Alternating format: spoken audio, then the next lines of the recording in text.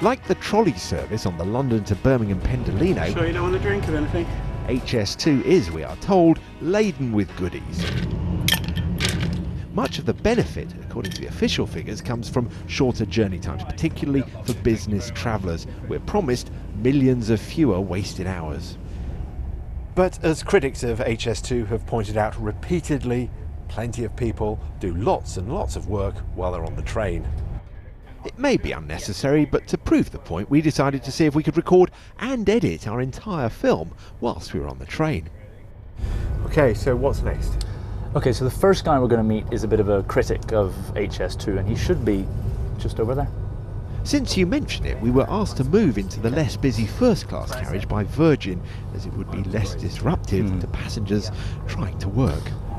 Hi, Ryan. Tell me, why do you think so many people still remain unconvinced by the economic case for HS2? Well, I think one of the big problems is the government's rationale for this project keeps changing. Initially, they said it was all about reducing the time that people took to get to Birmingham and the northern cities, and so it would enable them to work more. And then when that was debunked, they've now moved on to talking about regeneration of the whole of the north of England. There's not really any evidence to suggest that this will occur as a result of HS2. It hasn't had particularly significant economic effects in East Kent, nor in certain areas of Spain which have significant high-speed rail networks. Special announcement for passengers at Birmingham New Street. 1 hour 20 minutes later, we're in Birmingham. HS2 will take about 50 minutes for this journey. The cost for this section of the line, £21.4 billion, which includes a pretty chunky contingency. Is the saving worth the cost? In Birmingham, I stopped off to meet a supporter of HS2 who thinks that's entirely the wrong question to ask. If Birmingham doesn't work, the UK doesn't work. Our railway line is going to be full. We can't upgrade the existing line. Once we concluded that, we concluded fairly rapidly we should build the best that we can. That happens to be a high-speed line.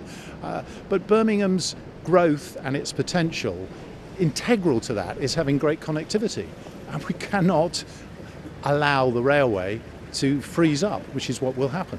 Do you think the case for HS2 has been helped by the rather formal way that the business case is presented, talking about time saved, that sort of thing? No, and I think there's general acknowledgement in the industry that the modelling for transport schemes in this country is out of date. So you do get forced into a very narrow set of parameters around time saved.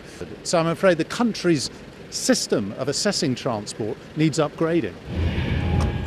Back on the train, the Chambers of Commerce point about capacity is illustrated by some pretty chocker standard class carriages.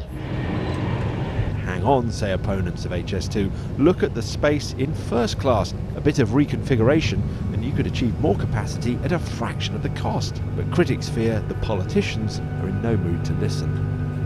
Well, a huge amount of political capital has been invested in this project, and the governing parties and now the opposition have committed to do it. Arguing in the sense that this would hugely regenerate the north of England. I don't think that's the case, but because of the sunk costs that have been invested in terms of that political capital, I think it's very unlikely that the major parties are going to change their stance now.